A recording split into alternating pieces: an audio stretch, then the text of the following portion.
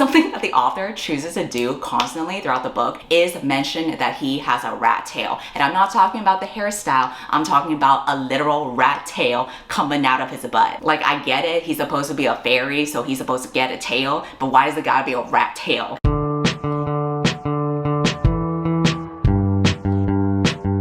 In this video, we are going to be racing against time, literally, because the sun is setting outside my window right now. We are about to be plunged into darkness, and I am not willing to spend a bunch of money on proper lighting equipment for my videos. We're also racing against time because I was supposed to post a cook and book video, which is basically where I cook something in my kitchen while I talk about books that I read recently. I had a bunch of these videos filmed already. I had them saved in my hard drive. Unfortunately, my hard drive is now kaput. It's a goner. Every time I try to plug it into my laptop, it just freezes. I've talked to customer support, they barely helped at all, and I just had to accept that my files are gone. And the real gag is, in one of those videos, I actually cooked something decent. I didn't make any mistakes, the food was edible, I didn't set anything on fire, I didn't accidentally pour too much pepper in my cooking. Like, it actually went flawlessly, and I don't have access to that file anymore. And now it looks like I made this shit up. I swear to God, I actually cooked something that was decent for once, but will never have access to those files anymore. And I'm not willing to spend money to get access to those files again because, I mean, it's just videos of me. I'm not that desperate enough to recover videos of just me talking to the camera. So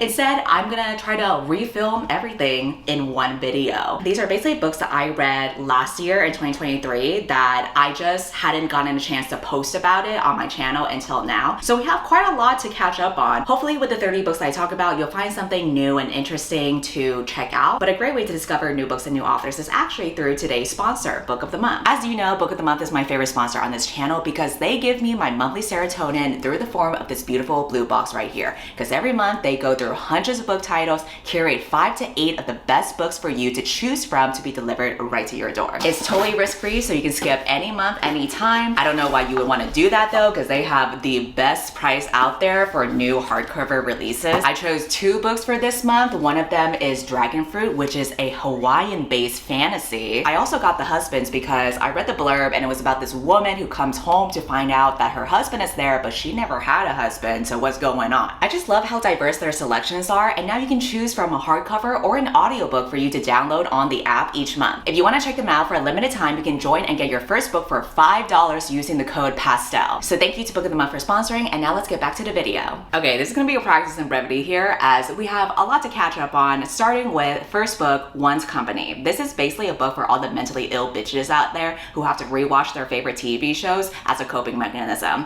Yeah, that's right, I'm calling you out right here. This is a debut novel about a woman who recently went through a traumatic experience where her workplace had a robbery. Some of her coworkers died. Technically, she should be one of the lucky ones that was able to survive, but obviously, you know, she has a lot to process and deal with, but instead of actually processing any of that stuff, she finds a coping mechanism via rewatching an old 80s TV show sitcom over and over again. One day, she wins the lottery and she decides to spend all of the money to move into this isolated mountain retreat where she can recreate the iconic apartment set and live the lives of these characters. I don't really blame her for it. The world is a shitty place. That's why we watch sitcoms where we can pretend that these characters surely can afford the nice apartment that they live in. It was interesting to see her become isolated and get really detailed in all of the interior design and how she would compensate for some of the inconsistencies of the set during the sitcom. One season would show a piece of furniture there, and then another season that furniture would be gone. She made a lot of creative ways to compensate for that. So girly was really creative. Does she need therapy? Yes, but I get it. If you could spend your money on having a really awesome home that is based off of a TV show versus spending money on therapy,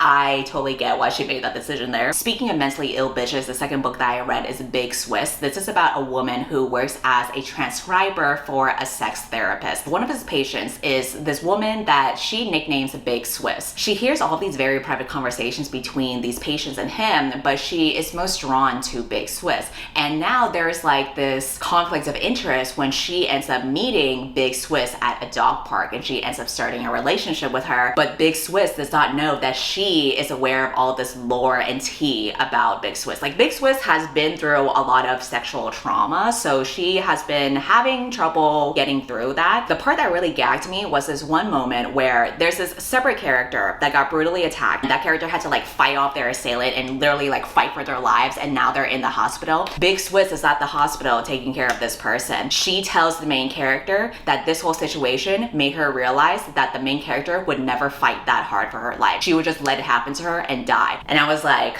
that girl is so me though. 2023 was a rough year for me, and that's probably why I read all these books about these mentally ill bitches that are doing this problematic shit. Audiobook was interesting because you could listen to different narrators, and it's almost like you're listening to the main character who's transcribing these recordings as well. Another audiobook that I listened to was called The Measure. This is about a world where you open your front door and you find this small wooden box, and inside the box is like a string that tells you the exact numbers of years that you will live. Every person in the world has received this box, and they don't know where it comes from. The book never explains it. It's really more about the consequences of what happens in a world where you do know how much time you have left to live. And it was really interesting to explore all of the societal and political ramifications of what happens for that. So for example, people with short strings are no longer allowed to enter the military because the military is like, well, what's the point if you're gonna die anyway? Same thing for people who are going to hospitals, right? Like if they have short strings, the doctors are gonna be working harder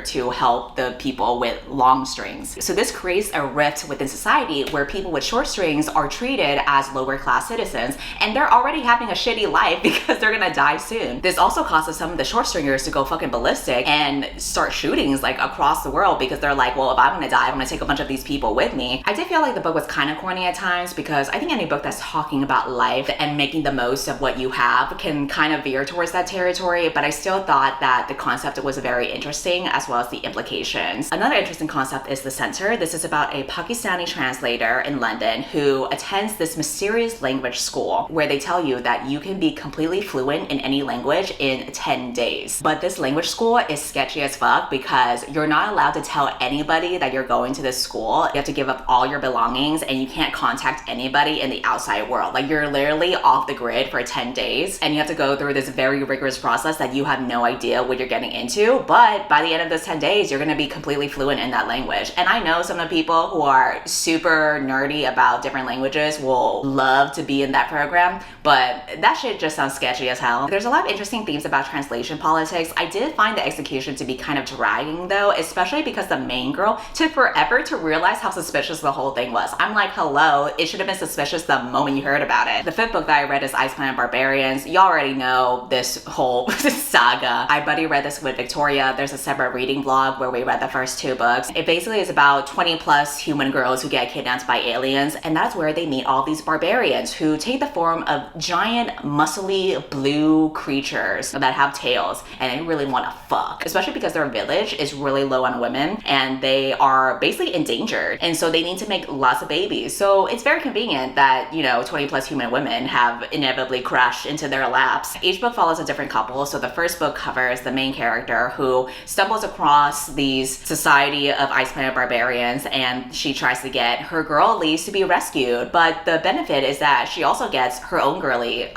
eaten out, if you know what I mean. The sixth book that I read is Once Upon a Dream. This is a Sleeping Beauty retelling that shows what would happen if Sleeping Beauty never woke up. In this retelling, when the prince kisses her, he actually falls asleep as well, and you follow the princess navigating around the magical landscape of her dreams, and she meets the prince from there, and this is where their love story is further expanded upon, because in the original tale they really didn't have anything going on. Like they just met and then all of a sudden they're like each other's true loves. Like that's not really anything. So you follow the two of them navigating the landscape while Maleficent is tracking her every move, and in this retelling she has a little bit more agency, but I still felt like the book was limited under having to stick to canon because this was still written under the Disney imprint, which means that the writing is a lot more juvenile, and it does tap into possibly deeper themes, like the main girl realizing how sheltered she is and wanting to take more ownership over her life, but it doesn't really go any deeper into that. There were a lot of chances to subvert a lot of tropes and characters, but the author couldn't because again, she still has to stick under the Disney imprint. The next book that I read is Barbarian Alien. This is the sequel to Ice Planet Barbarians. Again, talked about it in my reading vlog with Victoria. This follows a new couple where the main character is a much more feisty girl boss kind of human. She she actually gets snatched up by one of the barbarians, who is kind of treated as like an outsider to the other barbarians because his whole family died. He also thinks he's really ugly. Turns out he's just very misunderstood, but you know, the whole kidnapping thing doesn't bode well for his reputation. But over the course of the book, she learns that he's a big softie at heart and they fall for each other. This is definitely Victoria's favorite book. She loves the guy so much. I think she really relates to how he has such a low self-esteem by calling himself ugly, but she's like convinced that he's the hottest one. However, it is canon that he has the biggest dick out of all of them. If you want something more vanilla, the next book that I read is Practice Makes Perfect. No barbarians this time, just some good old humans. There's not even any sex here. It's just a sweet little story about this girl who is the small town sweetheart. She runs a local flower shop in Kentucky, but she doesn't have that much luck in the romance department because the last date that she went on, she overheard him say that she is so boring. So she recruits the help of the bad boy in town. He works as a bodyguard for her best friend, who is a more famous celebrity figure. He's known the main girl for a while and he thinks she's a very sweet person, which is why he doesn't want to get romantically involved with her, because he knows that he's emotionally unavailable and he doesn't want to mess things up like that. And so when she asks him to help her become, I don't know, like a more interesting person so that she can like learn how to date better, he doesn't really see the point of it because he doesn't want to change her. So obviously, you know, their end game. What I don't understand is that the main girl constantly complains that everyone sees her as a good girl. That's like the only problem that she has. And I'm like, okay, so be a whore then. Like, it's not that hard. Another romance book that I liked better is called My Roommate is a Vampire. I had no idea that this is a Raylo book, but I really should assume that every romance book that has a guy with black hair is a Raylo book at this point. The main girl is an artist, which means she's broke as fuck. She's facing eviction, so she has to find an affordable apartment to live in, and she stumbles across this listing that's way too good to be true. It's a beautiful apartment where the rent is like $200 a month. That really should have set off red flags, but she went ahead and toured the place anyway. Her new roommate is a guy who owns the apartment, and he is a very strange person. He sleeps all day, he works at night, but he doesn't tell anyone what his business is about. He has a room where he tells her the one policy is to never come into that room. Again, red flags all around. The entire plot hinges upon the main girl being overly naive and just signing up for the shit anyway. But it's a good thing that she never got murdered and she ends up with a vampire boyfriend instead. It also doesn't make sense that the main guy is just so overly dense about society. Like, he clearly acts like a vampire to the point where he does not know how rental prices actually work, but he's been alive for hundreds of years, so surely he would have like picked up some stuff along the way. But it was so fun to listen to as an audiobook, so I still enjoyed it. Next, I read the third book in the Planet Barbarian series, which is Barbarian Lover. Honestly, I'm forgetting the stories at this point. I believe this one is about a girl who is dealing with infertility issues. She plans on remaining single and never having a mate because she literally can't produce a baby. And that's like the whole point of this whole series, where you're supposed to produce a baby so that the village of barbarian aliens can still exist. But the main guy is just head over heels with her and pursues her anyway, despite her being angsty over not having a baby. And because this is a very heterosexual series where the author's like really hell-bent on everyone being able to produce babies, it works out for her anyway. I really wish there was more variety in the couples though. Like, I think it would have been great if there was a couple where she isn't able to have a child and that's okay. But I guess that would have defeated the whole purpose of mating in the first place. But for me, as someone who is just not interested in children at all, that would have been great to see. The next book that I read is A Study in Drowning. It's a dark academia book about a girl who's haunted by visions of the Fairy King ever since she was little. And one of the ways that she's coped with this is by hyperfixating on this one book that is like an epic tale about a mortal girl who falls in love with the Fairy King. And that was like the first time that she felt herself validated by her visions, because the book literally describes it right there. The author of that classic book is dead, but one day his family announces a contest to redesign his estate, and she sees this as an opportunity as an architecture major to apply for it. The other scholar that she has to work with is this guy. He only wants to be there to expose the author as a fraud. Like, he doesn't believe that the author actually wrote the book. And because she views that author as a hero, she's like, you don't know what the fuck that you're talking about. But they are rivals that have to work together to piece the clues about this guy's legacy. I honestly was going to drop this book several times while reading it because it was so slow. Then somehow in the last 1/3, everything clicked into place for me. So much shit happened all at once, and it really tied all the themes together, particularly about about women reclaiming their stories, and I just think it was really, really well done. It's not gonna be for everyone because people are not gonna like the pacing and how slow it is. I certainly didn't, but I ended up really appreciating the writing anyway. The next book that I read was a banger from the very beginning though, and that is called You Again. This is a romance book that I didn't know was Raylo until halfway through when I read like a tweet about it. It is a romantic comedy that is set in New York City about a girl who is a struggling comedian and wants to have all of her relationships be casual, and the main guy is a renowned chef who takes romance very seriously and wants everything to be set on his life plan, including his romantic relationships. What made me want to pick up this book was the fact that they hated each other from the very beginning. They first met when they were in college, and he was dating a girl that was her roommate, and it turns out that she was actually sleeping with the same girl. I just thought the whole thing was very juicy, and you follow them over the course of a decade, constantly running into each other, and they connect because of their misery. And it becomes this relationship where they're not friends with benefits. They just are genuinely friends, where they genuinely enjoy each other's company. I ate this shit up. I thought the characters were so well written. Not everyone is gonna like them because they are very flawed. I can see how some people might think these characters are annoying, but I was having a ride. I thought the main girl was so funny, and yeah, the main guy is very surly, but that is the case for an Adam Driver dupe, okay? I just really like the way that the relationship developed over several years. There were so many funny moments and sweet moments and even hot moments too, because when they finally do it,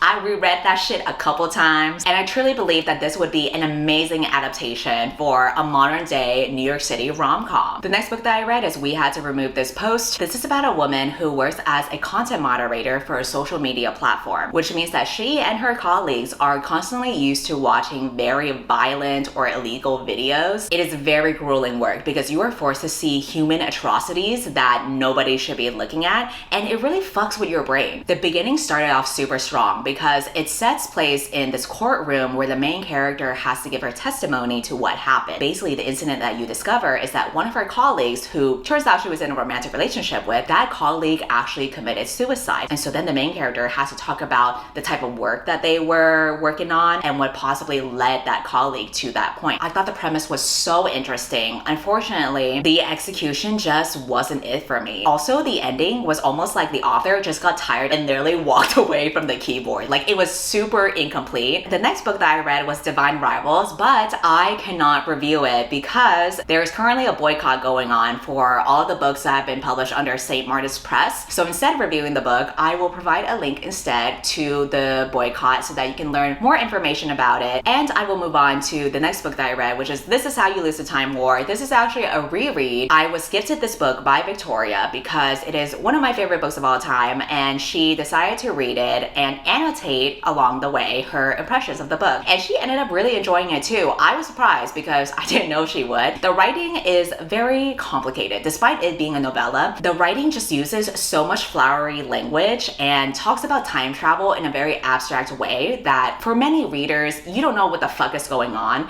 And for me, I indeed did not know what the fuck was going on, but I loved it anyway because the writing was so damn good. It's about these two spies who are rivals to each other, and they work for two different time travel agencies, and their entire work is to go through different periods of time to change things in order for their side of the war to win. And the focus of the book isn't about the war necessarily, or even about time travel. Those things are more of like the backdrop for the story, while the main focus is actually the relationship that these spies build with each other. They start to leave letters to each other, and in the beginning, it kind of starts off as like taunting that they'll win the war, and over time, through the letters, they start to open up and learn more about each other and question if there's more to life beyond this war. The writing is absolutely beautiful and romantic, and you could really tell that these are lesbians because they will literally write letters to each other in the most creative ways through all these different time periods. Like, there's this one part where she literally wrote a love letter in the rings of a tree that would take centuries to even be able to write, let alone read. And that's really some lesbian behavior right there. All right, I have to turn on the light now because my natural light is gone and you're gonna have to deal with this. The next book that I read is Bright Young Women. I talked about this in my best books of 2023 as well. I really love this. It is based heavily on Ted Bundy and a real life sorority that was targeted. So in this fictional book, it follows a serial killer who has been terrorizing women across the Pacific Northwest. One of the main characters is a president of the sorority who was there the night that a lot of her sisters had died. She's the only person who witnesses the serial killer's face, and you would think that would would make the whole case a lot easier, but unfortunately it doesn't, in such an infuriating way. And I love the way that this book really deconstructed how in many of these cases where there is like a famous serial killer, a lot of times media hails them as being brilliant and charismatic, and that's why he was able to get away with all these horrific murders, when in actuality a lot of these men are just ugly, incompetent, dumb losers, and they just got lucky with it because law enforcement is so incompetent and they have to rely on journalism and media to twist the narrative into the serial killer being so brilliant, and that's why the police weren't able to capture the guy. So we follow the main girl deciding to work with this other woman who has also been tracking down the serial killer after that woman's lover was one of the victims. And you also get flashback chapters from the point of view of that woman's lover. And so I just love that, like, not only is this a book about patriarchy and the ways that we always cut men a break, it's also told from the perspective of sapphic women. The next book that I read is What Moves the Dead. This is about a retired soldier who travels to a remote countryside after they hear news about one of their childhood friends dying. Since this is a horror book, obviously we're gonna dive into some freaky nasty shit. Basically, some of the freaky shit includes the dying childhood friend just sleepwalking out of nowhere. There's possessed wildlife wandering around too. The main character starts to notice that one of the rabbits walks in a very rigid way similar to the sleepwalking friend too. There's fungal growth going on, which is related to that's like sprouting in your brain and taking over. It's very atmospheric. Not really my thing, but it did make me crave mushrooms. This next one is gonna be short. Barbarian Mine. Literally don't remember anything about this book. Even the synopsis of this book, when I looked it up, was generic and applied to every single book in this series. This is like the fourth book that I read, and by that point, Victoria already read like 15 books by now. She was eating this shit up ravenously. Meanwhile, I really have to force myself just to join her out of solidarity. Literally every story is just like one big blue girthy blur. I could not tell you anything about this book. For the 19th book I read, It Came from the Closet. This is an anthology from different queer writers where they are paired up with a different horror movie and they talk about their experience as a queer person and relate that to the movie. I honestly just picked up this book because the cover is so slay. I'm actually not a horror movie girly, so I hadn't watched a lot of the classics that were talked about in this book, but I still enjoyed the essays anyway, and it made me actually want to watch the movies just because there were a lot of really interesting parallels to gender identity with monsters and transformation. What's interesting about making queer connections to these old horror movies is that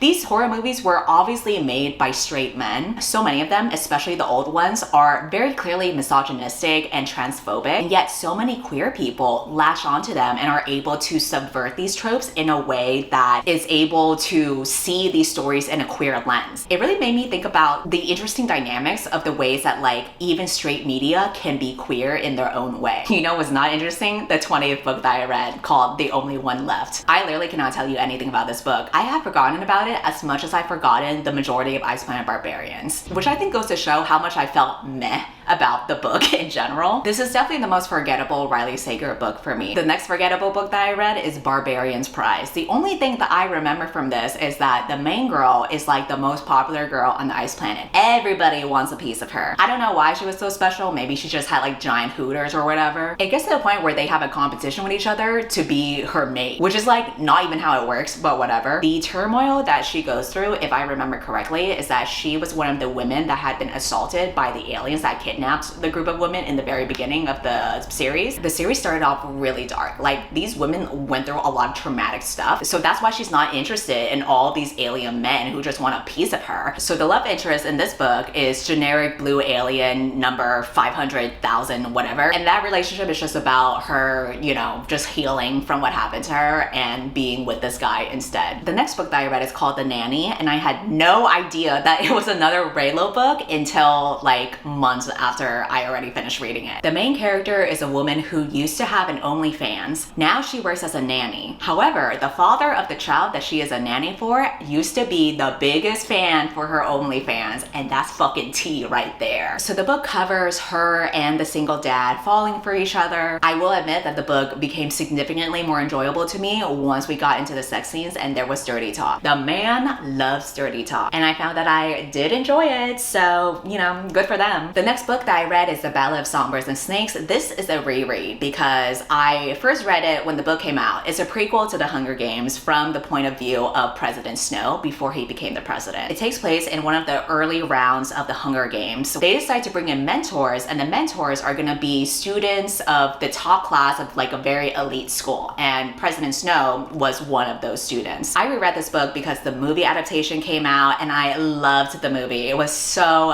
good, and the main guy is so hot. But like, okay, the movie was still good outside of the guy being hot. I'm just saying the actor was like icing on the cake for me. So I was like, okay, even though I didn't like the book when I first read it, maybe now that I am a thirsty bitch, I can reread it from the point of view of him being a hot dude and I can like the story more. Unfortunately, I'm sad to report that the book was still very meh for me. And it's one of those cases where I actually think the movie adaptation improved upon the book. This is a very hot take, and Hannah, if she's watching this, she's not gonna enjoy that opinion. Okay, maybe the accurate saying is that the book and the movie are kind of like two different stories, meaning that the movie isn't accurate to the book because it makes certain changes that definitely change the character and the story, but I found that I enjoyed those changes, and I found those changes made it a more compelling story. What I liked about the movie is that we see more of Lucy Gray, who is the main female character. I found her to be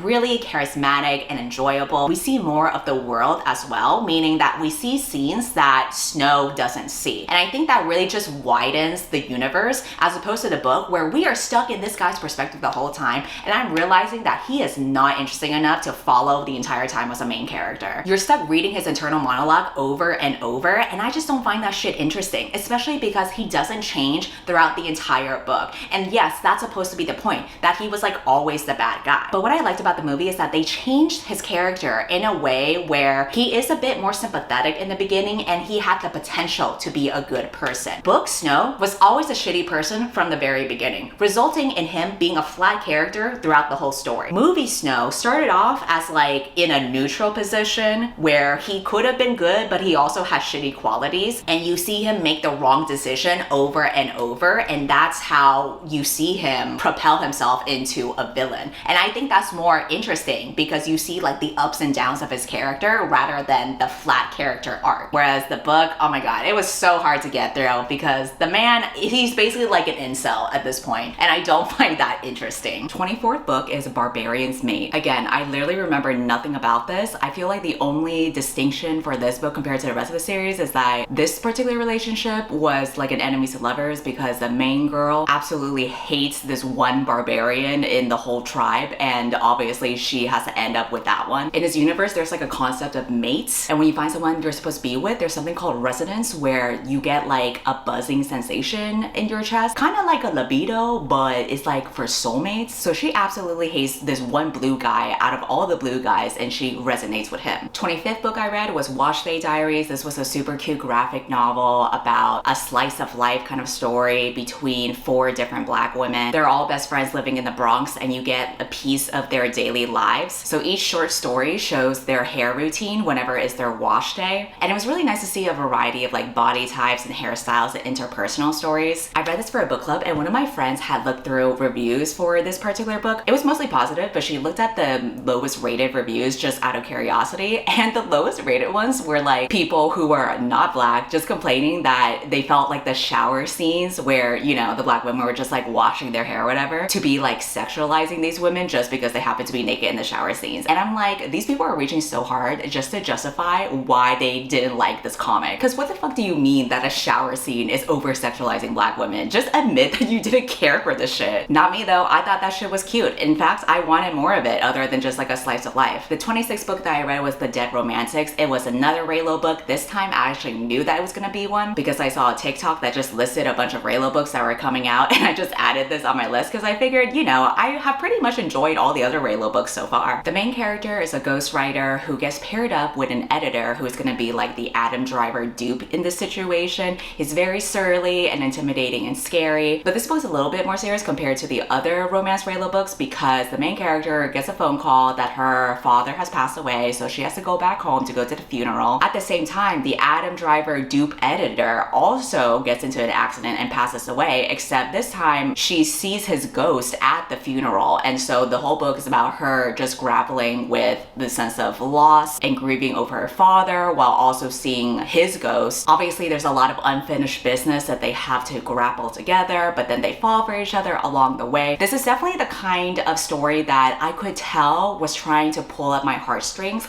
but I felt so bad that I just didn't really feel as much reading this book. I really like the premise. I also like love stories that involve ghosts because of all the potential for angst and yearning, but this just was not hitting as much as I would hope, and I felt so bad because I want to support Reylo authors, and I don't know why, because it's like I've never even watched Star Wars, but I have loved all the stuff that the Reylo authors have been putting out. They're just cute, fluffy fun, and this one just didn't hit for me. Not that it was bad though. I feel like it might hit for some people, but it just didn't with me for some reason. That's okay though. I will still support Reylos. Another book that didn't hit for me was The Memory of Animals. Again, another really interesting premise, but the execution just didn't hit for me. So this is basically about a pandemic where there's a mysterious disease that has symptoms like sensory damage, memory loss, and even death. The main character is a marine biologist who registers for this experimental vaccine trial. This is considered to be humanity's last hope for a cure, but again, it's experimental, so it could be kind of sketchy. So the reason why she, along with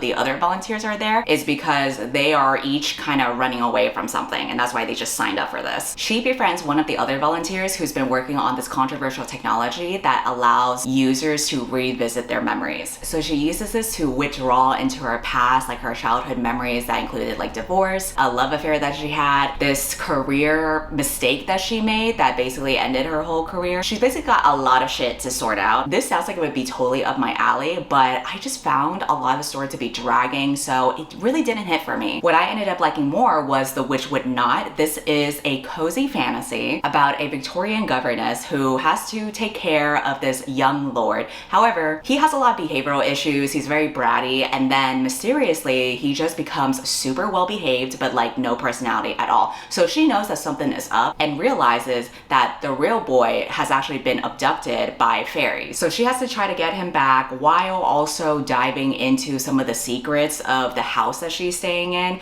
while also enlisting the help of the fairy butler that's serving the house. And I actually ended up shipping him and the main character. However, something that the author chooses to do constantly throughout the book is mention that he has a rat tail. And I'm not talking about the hairstyle, I'm talking about a literal rat tail coming out of his butt. Like, I get it, he's supposed to be a fairy, so he's supposed to get a tail, but why does it gotta be a rat tail? It's like I'll be shipping these two in a scene and then the rat tail will get mentioned once again, and I'm like, girly, I'm trying to imagine a romantic scene and you're really not doing it for me here. Still, I tried my best, but I'm left to wonder, is the rat tail like proportional to his body or realistic to like the actual size of rat tails, you know? Who's to say though? I guess we'll never find out. The 29th book I read was Forget Me Not. Surprise, surprise, another Reylo book. I swear, every straight romance that I read now is just gonna be Reylo at this point. The main character is a wedding planner who personally does not envision herself getting married, and that's because her mom has gone through so many marriages herself that she's really seen it all, and she's like, yeah, this is the kind of shit that I don't think would last for me. So despite her enjoying weddings, she kind of has like some commitment issues. The main guy is a florist, which is how they've crossed paths in the past. There's some flashback chapters that you'll see interspersed with present day chapters where they actually did have a relationship a while back, but she ended up breaking his heart. And so when they are forced to work together again in present day, they kind of have to grapple with the way that things ended. Usually I do not like second chance romances, so I think if two people break up, I'm not interested in seeing them get back together again. But I will give an exception to this one just because the guy is still a simp over her, and I think that's really the key ingredient that's so important in every romance book. As long as he's still a simp yearning for her, I'm okay with that. Like in this situation, she's the one who did him dirty, not the guy, and that just works perfectly for my self-insert escapist fantasies. Like, as long as the girl is not the one who's done dirty, then it's okay for my escapism. So I guess, you know, I'll I'm a pretty simple gal after all. The next book I read in one day was Things You May Find Hidden in My Ear. This is a poetry collection that actually won the 2022 Palestine Book Awards, and it is a very well deserved because I really enjoy this poetry collection. My favorite poem out of the collection is the alphabet one, where he gives a vignette that gets prescribed to each letter of the alphabet. I will read out loud some of my favorite excerpts. For the letter C, Gaza is a city where tourists gather to take photos next to destroyed buildings or graveyards. A country that exists only in my mind. Its flag has no room to fly freely, but there is space on the coffins of my countrymen. For the letter S, I like to go to the beach and watch the sun as it sinks into the sea. She's going to shine on nicer places, I think to myself. My son's name is Yazan. He was born in 2015, or a year after the 2014 war. This is how we date things. Once he saw a swarm of clouds. He shouted, "Dad, some bombs, watch out." He thought the clouds were bomb smoke. Even nature confuses us. I've read some other poetry books by Palestinian authors in 2024 that I'll talk about in future videos, but I'm finding that when it comes to topics like war and genocide, I feel like reading about it in the form of poetry is really sobering and compelling in a different way that I wouldn't normally get from like a nonfiction book or even a fiction book. Although I read a really good fiction book by a Palestinian author too. We'll talk about that in a future video, but I'm just saying I feel like poetry hits different. I feel like it says so much, but in so little words that it's still effective at the same time. And then the last book that I read of the year is called Barbarian's Touch. I hate that one of the Planet Barbarian books ended up being my last book of the year, but that's really just how the timing went. Again, I don't remember anything about this book other than this particular relationship is about one of the human girls. She gets kidnapped by one of the barbarians, but her love interest is the hero that rescues her and saves her. At this point, I'm getting tired of the barbarians